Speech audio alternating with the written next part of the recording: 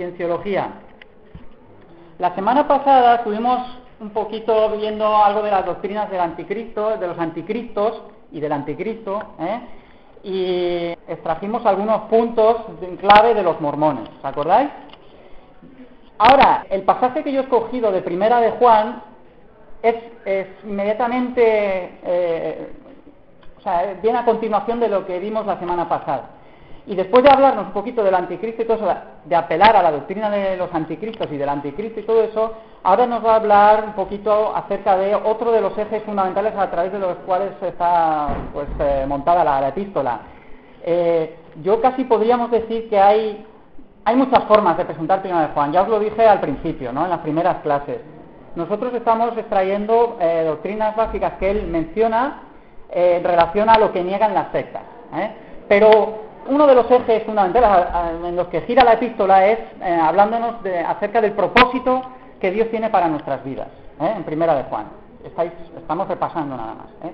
¿Os acordáis que nosotros cogíamos uno de los versículos que yo decía, uno de los versículos más gloriosos que hay en la Biblia, que es aquel que nos habla de para qué vino Jesucristo a salvarnos? No es para ponernos alitas, ni un aro, ni que nos sirvan ni los ángeles, nada de eso, no. Dijimos que uno de los propósitos fundamentales por los que fuimos salvos es para que tengamos verdadera comunión con Dios, nada menos, ¿vale? Esto es toda una cosa que debe chocarnos y retarnos, Eso es lo que persigue Juan, precisamente, como veremos hoy, capítulo 1, versículo 3, decíamos, y nuestra comunión verdaderamente es con el Padre y con su Hijo Jesucristo, Aparte de poner al mismo nivel al Padre y al Hijo, en realidad solo hay un Dios, habla del propósito, que nosotros estamos llamados a tener comunión, y de hecho esa comunión ya existe.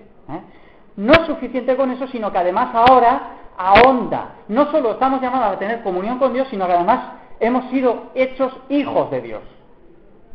Esto es importantísimo, porque esto es un poquito lo que vamos a desarrollar ya hoy. Hoy vamos a hacer hincapié un poquito en la doctrina de la santificación. A raíz de lo que enseñan los cienciólogos, nosotros vamos a contraponer lo que dice Juan al respecto de la santificación. Porque uno de los hincapiés que hace la Iglesia de la cienciología es predicar, o más que predicar, es aplicar unos procedimientos para liberarnos de una serie de taras que ahora veremos, para que lleguemos a un estado que ellos llaman limpio, un estado OT. Esto es muy gnóstico, como vais a ver enseguida. El fundador de la cienciología se llamaba Ron Hubbard. Tengo una foto de él, os la voy a poner, ¿vale? Esto que se vaya arrancando y ahora os pongo una foto de él. Este era un escritor de ciencia ficción, o sea, un cuentacuentos, que además algunos asocian con antecedentes de magia negra, quiromancia y todo este tipo de historietas que no vamos a desarrollar, porque no vamos a tener tiempo, pero sí que por lo menos saber un poquito el currículum de este señor, relacionado con las ciencias ocultas, en definitiva.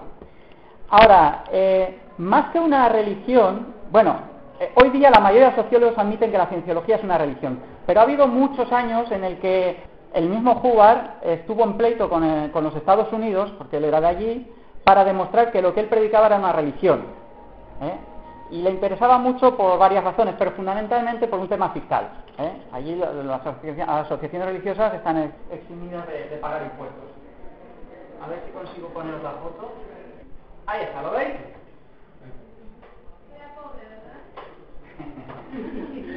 Bueno, ese era Ronald Hubbard, es uno de los anticristos, ¿vale? Porque como veréis ahora niega todo lo que nos enseña el Evangelio. Bien, para que os hagáis una idea de lo que llegó a montar, él empezó, en realidad en España se conoce como dianética, la cienciología, pero dianética es una cosa y la cienciología es otra, y en realidad van unidas. Yo he dicho alguna vez que son alas del mismo avión, dos alas del mismo avión. Dime, Marcos. He leído el libro de dianética, no sabía que era una secta, me leí medio libro de dianética y es una para el control de la mente sobre el cuerpo. Sí, ¿te refieres al librito este? Bueno, es que estáis muy lejos, es que hoy ha sido la clase otra vez improvisada. Pero bueno, este es un libro que se llama La ciencia moderna de la salud mental, ¿no? Él empezó por ahí, lo escribió en 1950. Y él explica ahí el proceso a través del cual, básicamente la dianética es lo que el alma le hace al cuerpo. Tiene mucho que toma de Freud, por ejemplo. Pero también coge enseñanzas de Nietzsche, del oscurantismo, de las religiones orientales, otra vez un poco de todo, ¿vale? Eso es un poquito la base, pero bueno, ahora hablaremos de ese libro si queréis. ¿Qué estaba diciendo de Ronald Hubbard? Ah, sí. Que él en 1950 escribió ese libro, después entró en bancarrota, perdió los derechos, alguna serie de historias, pero luego conoció un discípulo de uno de los más famosos magos negros del siglo XX, o sea, de la magia negra. No es que fuera de piel negra, sino que era blanquito, pero practicaba la magia negra. Y bueno, a través de pues él empezó a tener relaciones, o ya las tendría antes, a desarrollar lo que es la cienciología enseguida, poco después, ¿vale? Porque él empezó con dianética. Dianética es más bien una filosofía, ¿eh? Y la dianética no se puede decir que sea una religión, es una filosofía, ¿eh? La cienciología entra ya más en el terreno de las explicaciones últimas de la vida, la explicación del por qué estamos como estamos, explicaciones que a la ciencia se le escapan. Y a él le interesaba mucho hacer ese hincapié en la parte de la cienciología por el tema fiscal y porque él empezó a desarrollar fantásticamente una serie de historias que sus seguidores postulan hoy día, ¿vale? Por cierto, entre sus seguidores más famosos está Tom Cruise, como ya sabéis, ¿no? O John Travolta. Medio Hollywood se ve que está de los cienciólogos. Tienen mucho poderío económico otra vez.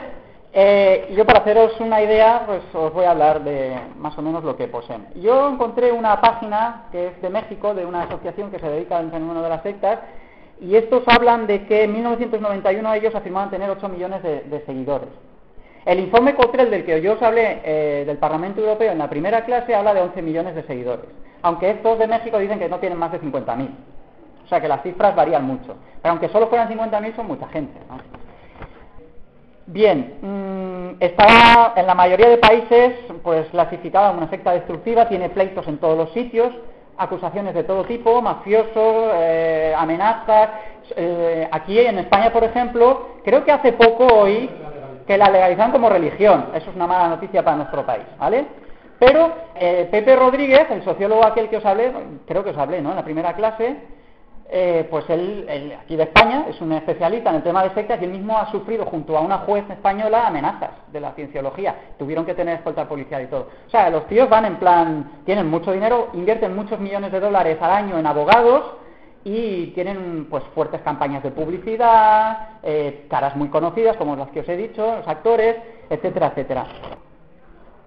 Mirad, esta secta tiene miles de millones de dólares invertidos en editoriales, estudios cinematográficos, edificios en Hollywood, infraestructura en todo el mundo, ¿eh? Por ejemplo, pues la Sterling Management, yo no sé inglés, así es que el acento no me... Ganó 20 millones de dólares en 1988. Estos son datos ya un poco de hace tiempo, ¿no? Pero normalmente las sectas ya sabéis que suelen ir a más. La Iglesia Tecnológica Espiritual en 1987 ganó 503 millones de dólares. En 1991 ganaba 20 millones de dólares al año. Gastaba 20 millones de dólares al año solo en abogados, ¿vale? Para hostigar a sus críticos, que los tiene, y, pues en publicaciones. Mira, esto solo es una pequeña muestra de su capacidad financiera. En 1993 sus propiedades en los Estados Unidos nada más se evaluaban en 400 millones de dólares y un cálculo aproximado revela que recibe ingresos por 300 millones de dólares cada año. En fin, estos son datos que yo pues encontré. Tienen acusaciones por robo, espionaje telefónico, tanto a agencias gubernamentales como privadas, etcétera, etcétera. Están metidos en muchas cosas turbias, ¿vale? Un poquito os pongo el testimonio que tienen, ¿vale? Nada más. Bien, y aquí pues habla de, pues eso, algunos especialistas de la revista Time que reportan suicidios dentro de la secta de la cienciología. El juez se ve que tuvo un hijo que se suicidó, por ejemplo, otro líder que tiene hijos que se suicidan, no es el primero del que os hablo, etcétera, etcétera, etcétera, ¿vale? Bien, ¿de qué va la cienciología? Vamos a lo que nos interesa porque el tiempo corre.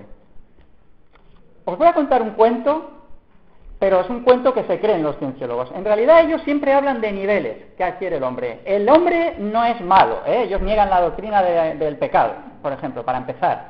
Entonces, el hombre es un ser de procedencia espiritual, es un ser divino, que ha llegado a la tierra y en realidad el problema que nosotros tenemos es que estamos invadidos por miles y millones de ellos que llaman tetans. ¿De dónde viene todo esto? Hay una historia muy curiosa que os voy a contar, va a sonar un poco infantil, me da un poco vergüenza contarla, pero la tengo que contar porque es lo que ellos predican. Y voy a tratar de ser breve para no aburrir.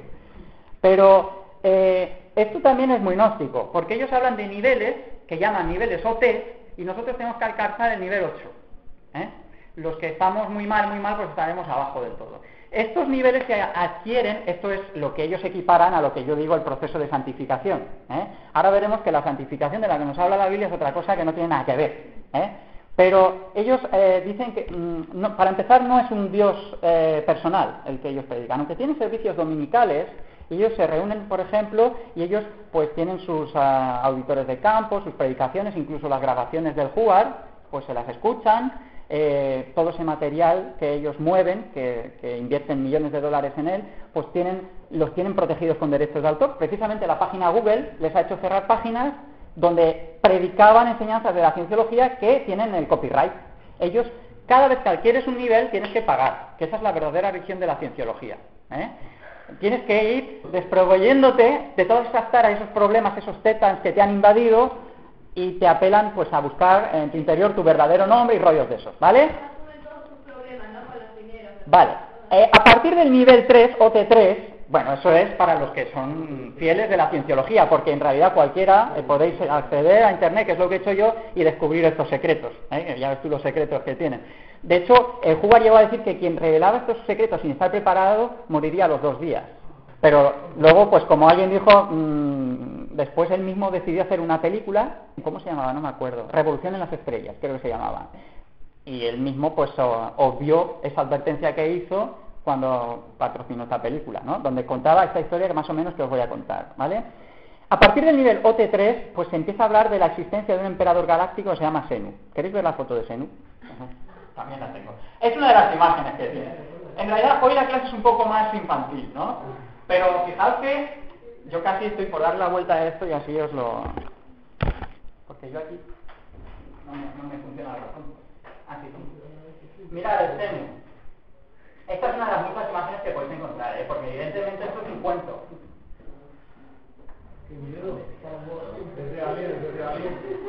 Ahí está Senu.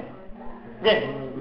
Pues este es un emperador galáctico, esto es a partir del nivel OT3. Ahora, este es un emperador galáctico que...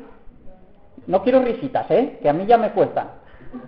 Este es un emperador galáctico que hace 75 millones de años aproximadamente, tienen bastante fiabilidad, o sea, son bastante seguros en sus datos, gobernaba nuestra parte de la galaxia. Unos 76 planetas, 78, ahora no me acuerdo de las cifras. Y cada planeta tenía 178 billones de habitantes, o sea, tenían problema de superpoblación. Esto es así. ¿Qué hizo? Pues ideó un plan para liberarse del problema que tenía. Y entonces cogió a una serie de guardianes fieles a él, porque había otros que eran fieles a la causa, pero una serie de... Y cogió a psiquiatras también. Esta es una de las cosas por lo que Tom Cruise es criticado. Se mete mucho la cienciología con los psiquiatras y con la ciencia médica, porque dicen que básicamente como nosotros lo que tenemos es un problema espiritual, en realidad la ciencia médica no nos va a ayudar. Y entonces, pues ellos critican a aquellos que toman pastillas o recetas médicas, todo eso, critican y hay gente que les sigue y hay casos que se han dado de muertes. O sea, es una cosa seria. Dentro de la tontería hay dramas humanos. Entonces hay que tomarlo un poquito, por lo menos conocer la historia y ya está. Ese no es Senu. Ese es Senu.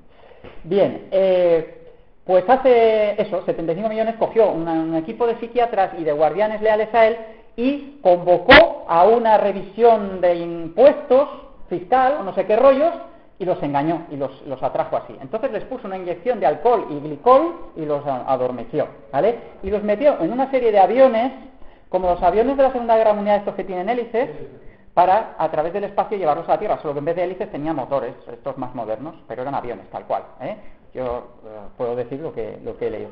He leído un par de versiones de la historia, porque como la primera me parecía bastante increíble, pero no, es que es eso, y varían en alguna serie de detalles, pero básicamente, bueno, con estos aviones, estas almas adormecidas fueron llevadas y las metieron en la Tierra y las colocaron alrededor de volcanes. De hecho, algunos de los símbolos de la cienciología veréis el símbolo del volcán, aparte de otros símbolos que tienen sus orígenes en precisamente los antecedentes del Jugar, en los Rosacruz, que creo que llegamos a hablar en nuestro grupo, ¿vale? Pues él también tenía conocimiento de eso.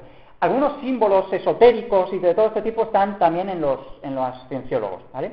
El del volcán es porque, mira, todas estas almas fueron aglutinadas alrededor de volcanes y, según versiones, hizo estallar bombas de hidrógeno en unas versiones, o en otra versión he leído bombas atómicas para destruirlas, ¿vale?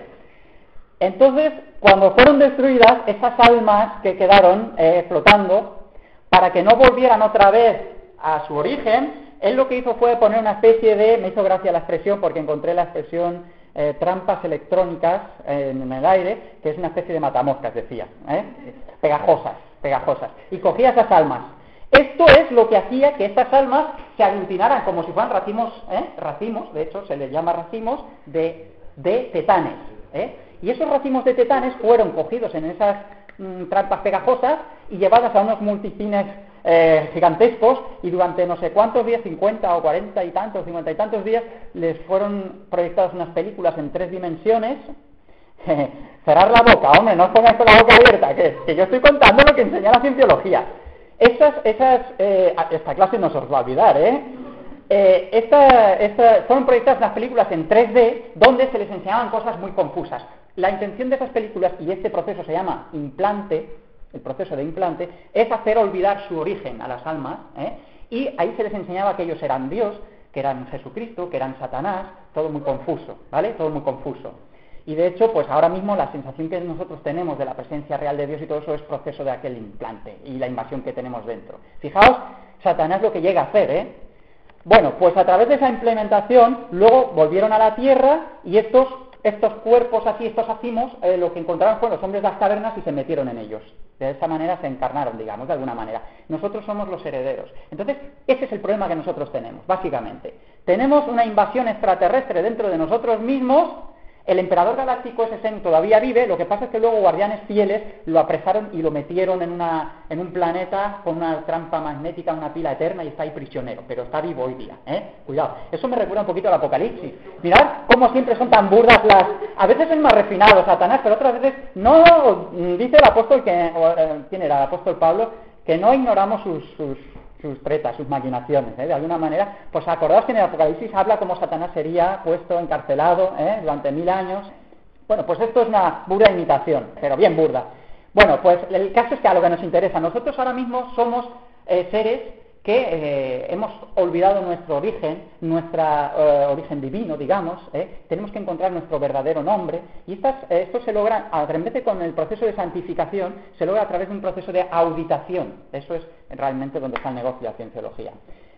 El proceso de auditación se consigue a través de unas sesiones, que cuestan dinero todas ellas, y un aparatito que se llama Emeter, que eso es una especie de detector de mentiras, que tú coges 2 palitos, que van conectados a una cajita, ahora os lo voy a enseñar, para que veáis que no me lo inventó. Y hay otro que es el auditor de campo, que es el que te hace una serie de preguntas, empieza preguntándote cómo te llamas, y tú de qué vives, y cómo rollos, y tú has sido homosexual alguna vez, y tú preguntas de todo tipo, Os digo esa porque es la que me llamó mucho la atención. Y al final él pues plasma los resultados, una serie de estadísticas, y tú vas evolucionando. Y a través de ese proceso se te invita a buscar en tu interior y a liberarte de esa invasión extraterrestre. Y vas adquiriendo esos niveles o test hasta que llegas a alcanzar el nivel clear, el nivel limpio, el nivel máximo, digamos, ¿vale?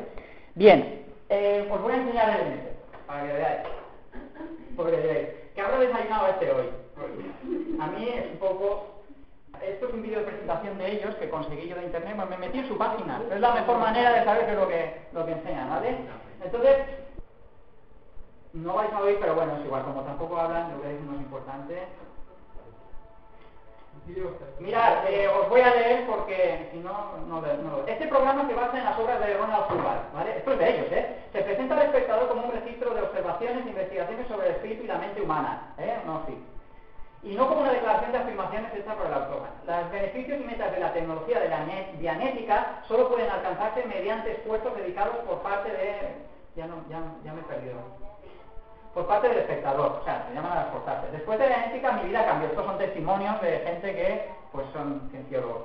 Y supe quién soy o de tal. Creí que sería difícil, complejo y complicado, pero es fácil, no sé qué, no sé cuánto, ¿vale? En ese rollo, ¿vale? Ya no es una batalla con mucho esfuerzo, no estaría aquí si no fuese por dianética, cambió mi vida, no sé qué. Como veis, tiene sus acólitos. Bienvenido, estás comenzando una aventura, bla, bla, bla, rollo, ¿vale? Esto es breve y lo voy a... El símbolo del volcán que os he dicho, por cierto, ahora me viene a la mente. Dianética, una guía inteligente, no sé qué, bueno. Os voy a poner, es que os iba a poner el Emeter, pero como estaba mira el simbolito de volcán. Se apela al autodescubrimiento y todo eso. Bien. Creo que sale aquí el Emeter ahora. Dialéctica, una guía para la mente y no sé qué. Tienes estrés y sale el tío ahí. Me duele la cabeza. Estoy solo, no sé qué. Tengo depresiones. Todas esas cosas malas, depresiones, guerras, injusticias, todo eso es proveniente de que hemos perdido nuestra naturaleza esencial, digamos, nuestro origen. Estamos confundidos. Todo esto tiene lugar en una parte de la mente que se llama la mente reactiva. El Hubbard lo que hizo fue dividir la mente en dos. Esto se lo cogió de Freud. La mente analítica, eso lo tenéis en los apuntes que os he dado. La mente analítica es la mente a través de la cual nosotros analizamos, la mente a través de la cual nosotros tomamos decisiones, etcétera, etcétera. La otra parte de la mente, este es el libro, que nos decía Marcos, es un libro que ha sido muy famoso, es uno de los libros más leídos en los Estados Unidos. Ha sido durante muchos años bestseller. Y en la lista del New York Times ha estado uno de los libros más vendidos durante décadas, no durante un año, sino durante décadas. O sea, que este libro ha sido la Biblia. Bueno, y es la Biblia de ellos. Aquí tampoco sale el Emeter, ¿dónde os lo he puesto? Bueno, lo que os decía, todo ese tipo de... La mente reactiva es esa parte inconsciente, la que le quitó a Freud. Y en esa mente es donde nosotros tenemos el problema. Y la dialéctica trata de actuar en esta parte. Aquí sale el Emeter. Bueno, está subtitulado en hebreo, así que no os esforcéis por leer. En inglés tampoco se entiende. O sea que... Este es el Emeter, ¿vale? Aquí tenéis a una chica que coge los dos palitos que digo y pues le hace la prueba. Es una especie de detector de mentiras, pero un juguetito de pilas que, bueno, le ponen. Este es un vídeo de ellos que está muy presentado, en una casa muy bonita y todo eso, pero para que veáis que está muy extendido en el mundo. Yo, de hecho, me imagino que habrá más de 50.000 seguidores de la cienciología, bastantes más, porque nada más que el poderío económico que tienen demuestra que tienen un soporte fuerte. Tienen habitaciones cutres, que digo yo. Os voy a enseñar una que es de México, por ejemplo, real, en una chabola. O sea, que está muy extendido, no es solo en ambientes de poderío económico. Ahí supongo que los precios de las sesiones variarán de acuerdo al poder adquisitivo de la persona. También varían de acuerdo al nivel de hotel o donde hagas el nivel de habitación. Sí.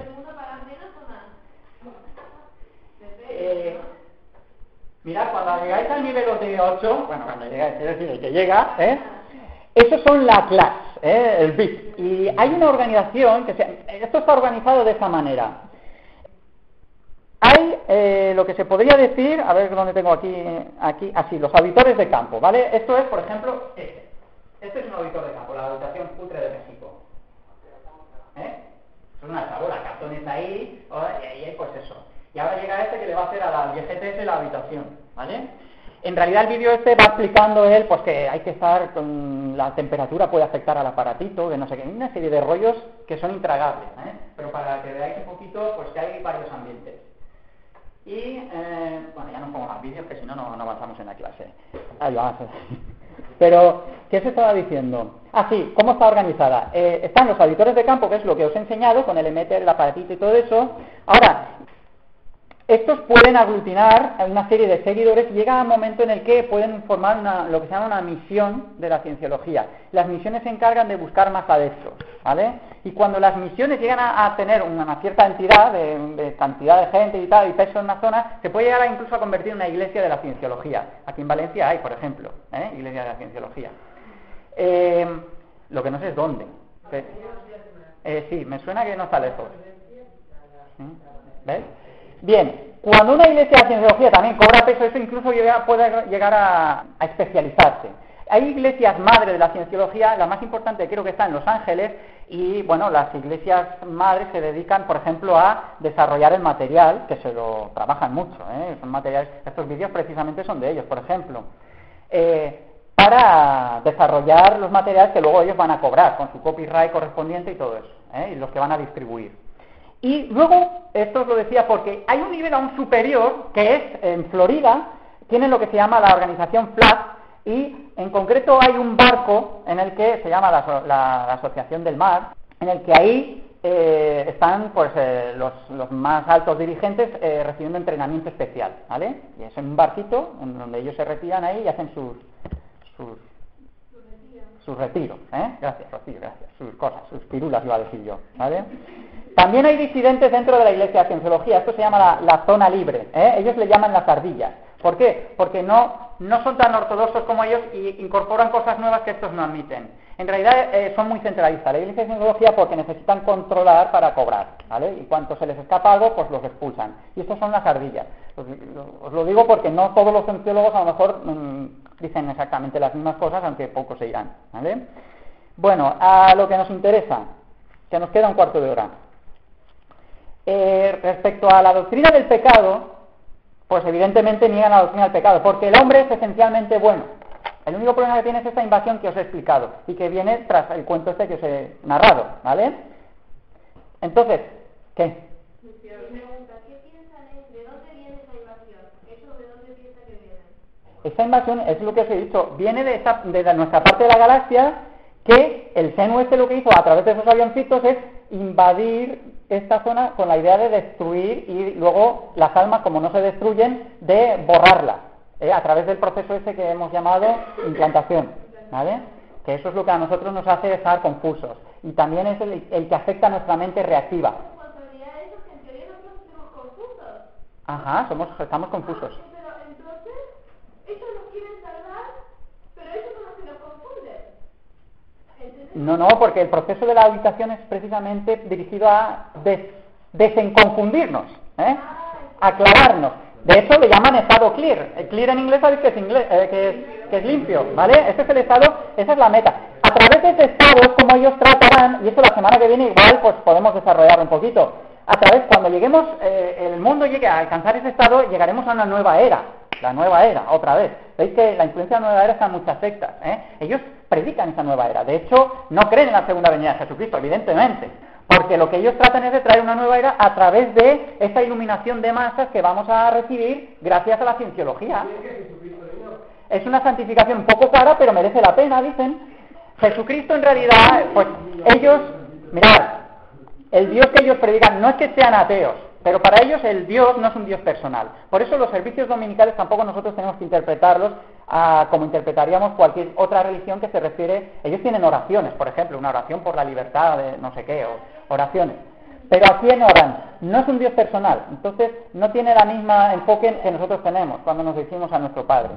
Ellos es un Dios que digamos que es la octava esfera de influencia divina, una cosa así. Es un Dios impersonal, ¿vale? Ese es el Dios de los cienciólogos. ¿No? Y por eso decían y decían que la religión, uno de ellos decía que la religión de la cienciología se puede adaptar a cualquiera, que tú puedes creer en cualquier otra religión también y en la cienciología no. Claro. Ellos lo que hacen es difuminar a Dios, es una infinidad, es una cosa que lo llena todo, es un Dios, pues eso, más bien una influencia que existe pero que no es personal, Ese es el Dios que ellos predican. Por supuesto, entonces, ¿en qué queda la doctrina de la expiación? Y lo que hizo Jesucristo, eso por lo que, ¿quién me lo preguntaba acerca de Jesucristo? ¿Qué creen? Iván, pues ellos no creen en el poder de la sangre de Jesucristo ni nada de eso, porque, fijaos, si empezáramos a desarrollar, ellos sí que creen que vino Jesucristo, pero Jesucristo, como los gnósticos, vino a iluminarnos, a abrirnos camino, él era un avanzado, ¿vale? Y de hecho, cuando él murió, porque ellos no dicen que no fue puesto en la cruz, pero no llegó a morir, eso sí, y cuando ascendió en realidad fue ascendido porque una nave espacial lo cogió, Esa es la enseñanza de los... No quiero desviarme porque hay mucho rollo aquí, pero eso es la cienciología. Yo creo que por lo menos habrá un antes y un después. Ahora sabéis más o menos lo que enseña la cienciología. Porque es verdad que la cienciología se oye mucho, pero se sabe muy poco de ella. Y por eso es una de las sectas que yo seleccioné para nuestro grupo, ¿vale? Para que sepamos un poco de ella. Entonces, lo que yo os decía, ¿en qué queda la doctrina de la expiación? La doctrina de la expiación no hace falta, la cruz no es necesaria. Lo que sí que hace falta es precisamente pues estas auditorías que ellos hacen, ¿vale? Que es lo que va a solucionar nuestro problema. Esta es la doctrina que ellos tienen de la santificación también. Aquí os lo desarrollo un poquito en la hoja. También una breve referencia a Xenu, os pongo en el punto 3, y pues a la referencia al juicio final pues tampoco es necesaria. Dime, Marcos. Mirad, Hubbard era un escritor de ciencia ficción. Con eso está... Con perdón de los frikis es una religión de frikis, porque Sí. el dinero no hace. No hay más que ver al CENU. La realidad es cero. Claro, que es de frikis, claro que es de frikis. Pero vosotros no habéis visto a Tom Cruise. Vosotros no habéis visto a Tom Cruise, porque esto está en internet, por ejemplo, hablando de la cienciología y subiéndose en un sofá y saltando encima del sofá. ¿Tom Cruise no habéis visto hacer esas bobadas? Pues sí, lo podéis ver. Son frikis. Esa es la palabra, son frikis. Bueno, vamos ahora ya os he contado bastante rollo de la cienciología, yo creo que no es necesario tampoco abundar, hay más cosas, pero más o menos lo interesante yo creo que es extraer algo que diga Juan en cuanto a la doctrina de la santificación.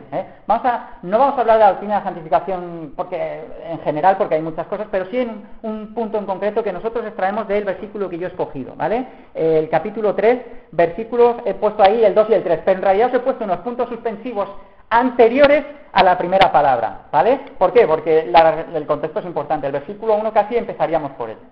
Dice, mirad cuál amor nos ha dado el Padre para que seamos llamados hijos de Dios. Por esto el mundo no nos conoce porque no le conoció a Él. Este es el contexto para lo que ahora dice. Dice, amados, ahora somos hijos de Dios y aún no se ha manifestado lo que hemos de ser. Pero sabemos que cuando Él se manifieste seremos semejantes a Él porque le veremos como Él es. Y todo aquel que tiene, este versículo ya entraría un poco en lo que estuvimos hablando la semana pasada en cuanto a que se purifica a sí mismo y todo eso. Ya dijimos que la santificación no es una cosa pasiva. En realidad Dios mismo nos llama a participar en este proceso de santificación. No vale sentarse en el banco, venir a los cultos y ya está. Dice, se purifica a sí mismo, que dice que nosotros tomamos parte activa de eso. Eso es un poquito lo que desarrollamos. Pero a mí me interesa ahora que nos centráramos en lo que acabamos de leer, ¿vale?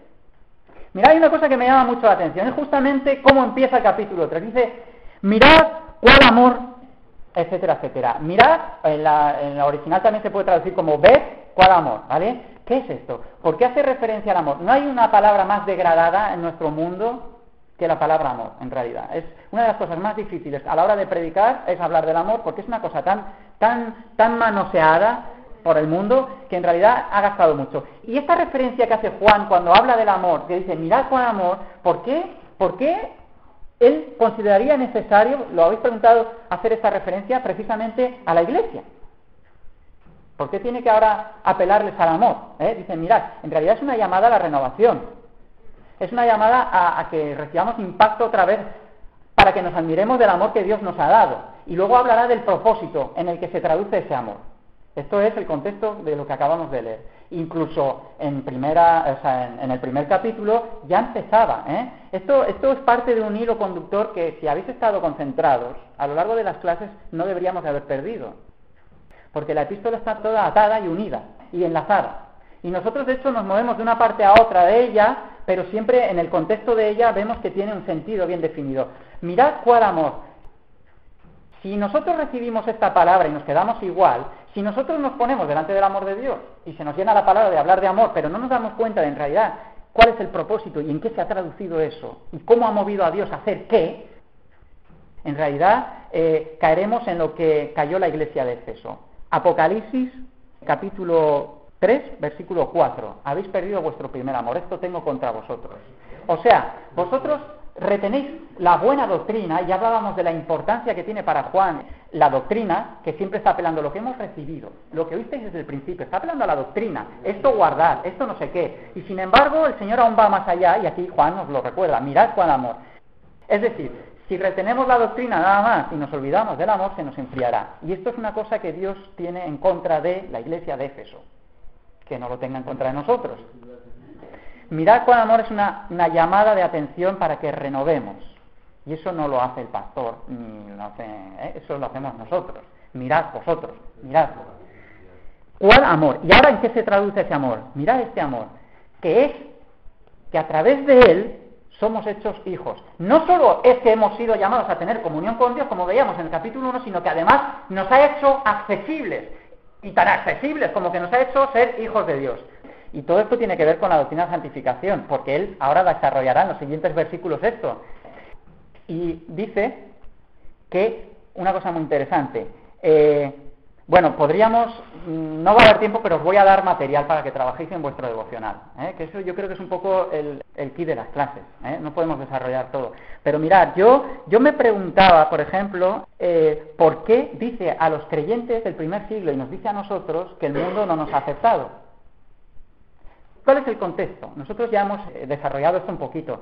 Todavía estoy en el contexto, ojo, no estoy en lo que yo os he puesto en la hoja. Estoy todavía en el versículo 1. Dice que por esto el mundo no nos conoce. ¿Y por qué diría eso a los creyentes? ¿En qué se traduciría eso? ¿Cómo pensáis vosotros que podemos entender por qué de repente esta apelación? Si está hablándonos del amor de Dios, y de repente empieza a hablarnos de que el mundo no nos ha aceptado. ¿Por qué? ¿En qué se ve eso? ¿El mundo no nos ha aceptado?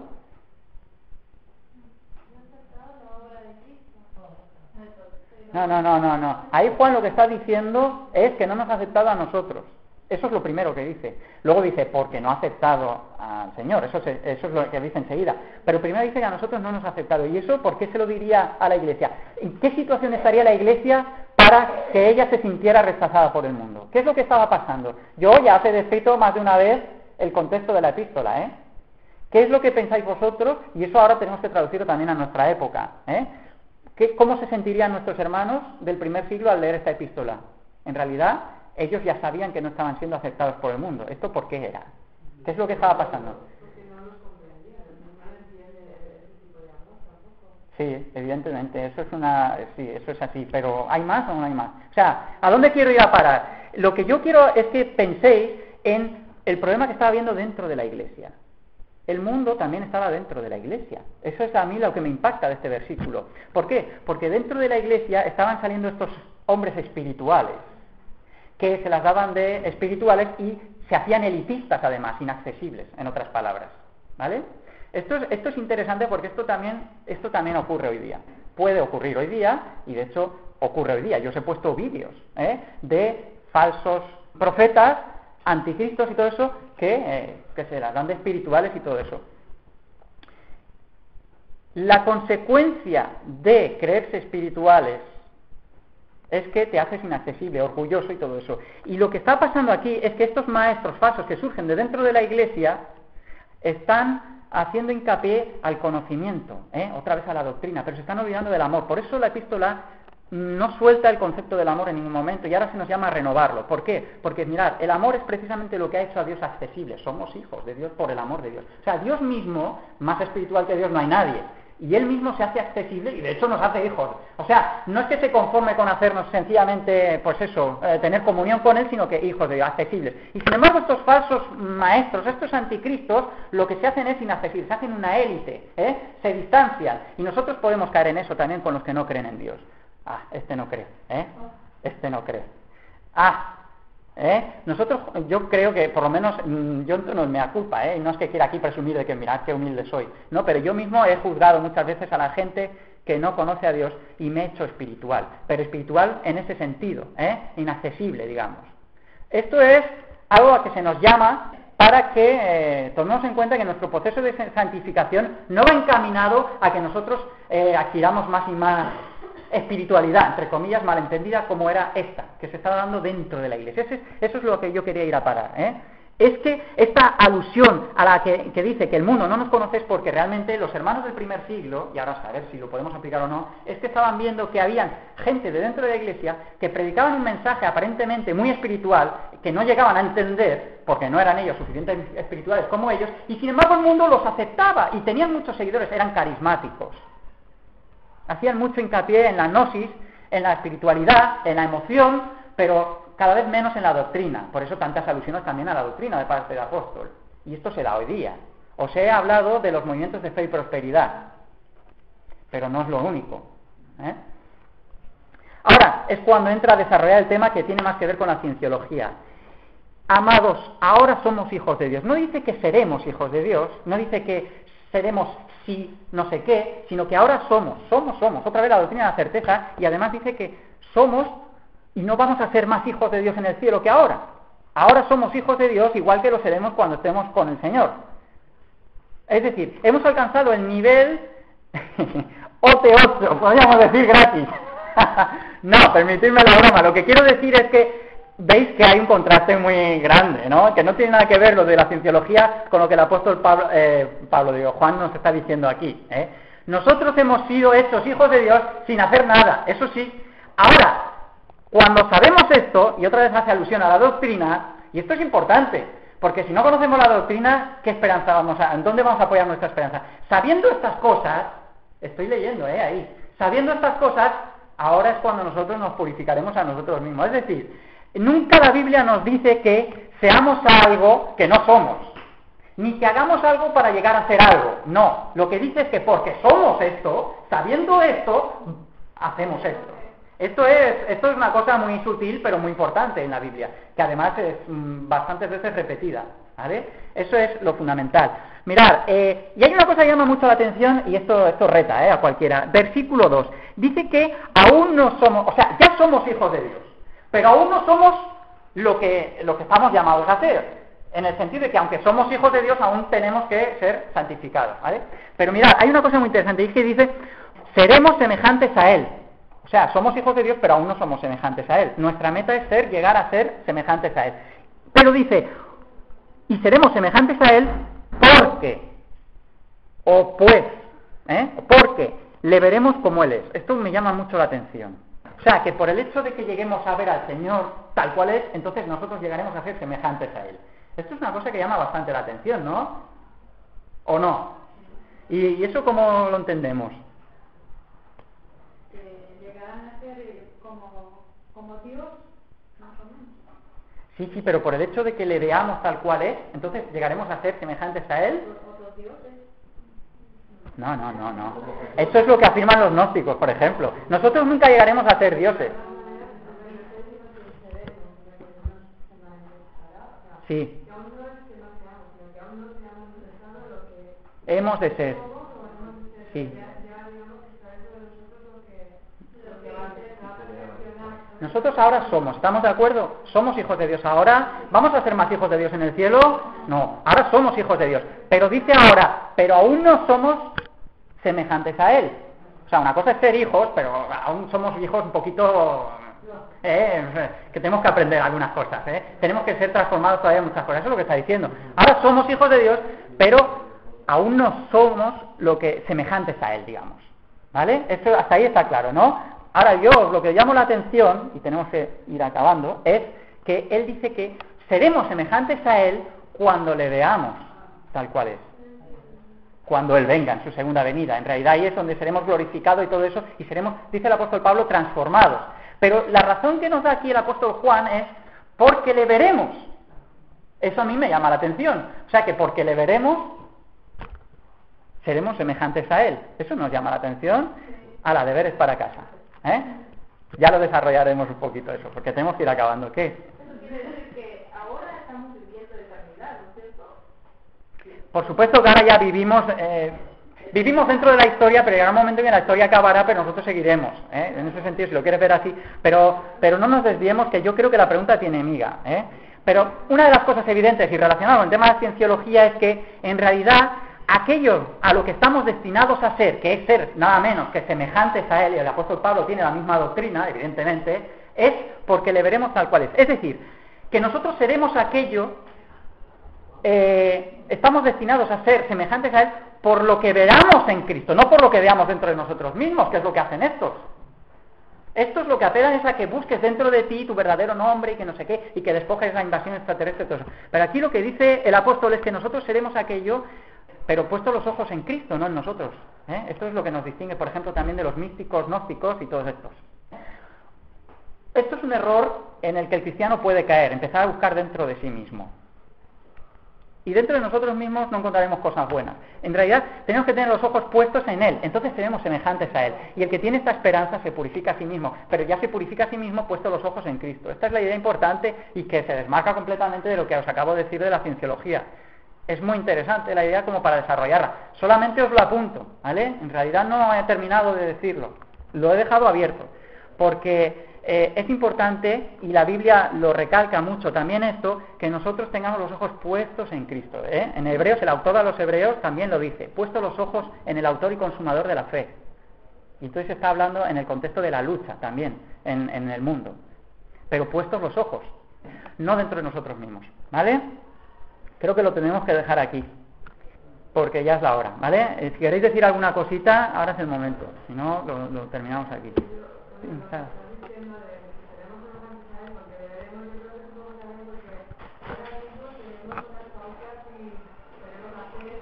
Y estamos un poco así, aprendamos que cuando él esté ahí cara a cara y le veamos tal como es él, que ahora mismo es imposible que nos podamos imaginar realmente ni la mitad de lo que vamos a ver, es cuando nos resultará realmente fácil acercarnos a esa visión. Pero la parte más útil de lo que estás diciendo y de este contexto, y con esto espero no desviarme de lo que estás diciendo, es lo que él mismo desarrolla. Tenéis que seguir leyendo. Yo os he dicho que os lo he introducido, pero el capítulo es más largo. Pero él enseguida lo que está desarrollando aquí es que, puestos los ojos en él, en realidad es como nosotros nos podemos purificar a nosotros mismos. No tenemos que esperar a que él venga. En realidad el proceso ha empezado ya, y ese es el proceso de santificación. Y mirad, ese es el truco para no pecar, para resistir las tentaciones. El que permanece en él, el que tiene los ojos puestos en él, no puede pecar. Ese es el truco para no pecar. Él lo dice enfáticamente, el que es nacido de él no puede pecar. Si nosotros permanecemos en él, además hay otra idea interesante, y es que cuando él dice aquí, porque le veremos, esa idea en el versículo 6 también la desarrolla un poquito, porque cuando dice de ver, la idea de ver también viene asociada a la idea de conocer. Ver y conocer van unidas en esta enseñanza. Versículo 6. Todo el que permanece en él no peca. Todo aquel que peca no le ha visto ni le ha conocido. Visto ni conocido. Ver, conocer. Ese es el tema. Entonces, para resistir las tentaciones, que yo sé que esto se dice fácil, pero es la enseñanza bíblica. En realidad, para no apartarnos, para no pecar, no lo podemos hacer mirándonos a nosotros mismos y diciéndonos, vamos a ser buenos, vamos a resistir, vamos a no sé qué. Es cuestión de tiempo y caerás. Lo que está diciendo el Señor es que lo que tenemos que hacer para no caer es tener la vista puesta en el Señor. Verle. Cuando le veamos, le conoceremos y así no caeremos. Esa es la enseñanza que se puede, una de las enseñanzas que se extraen enseguida al leer este capítulo 3. ¿Vale? ¿Queda claro lo de la cienciología? ¿Queda claro alguna referencia a la doctrina que hemos visto, a la santificación? ¿Queréis decir alguna otra cosita? ¿No? Pues nos despedimos con una oración y lo dejamos aquí, ¿vale? Venga, a ver, ¿quién nos despide? ¿Tú? Venga, gracias. Señor, gracias por tenerte aquí, Señor, porque es nuestra verdad, nuestra luz, nuestra salvación. Creemos en ti, Señor, y somos tuyos, Señor, porque tú te has manifestado, Señor, y vemos tus maravillas cada día, Señor. Gracias por todas esta oportunidad, Señor, que tú nos has dado, Señor, de aprender más, Señor, de otras religiones, no, otra cosa, que no me acuerdo ahora. Y que es todo mentira, Señor, y nosotros tenemos tu verdad, Señor. Qué grande es, Señor, qué satisfechos nos encontramos y qué a gusto, Señor, y tranquilo, Señor, porque estamos en ti, Señor, y en tu verdad, Señor. Podemos asegurarlo. Una bendición por cada uno de nosotros.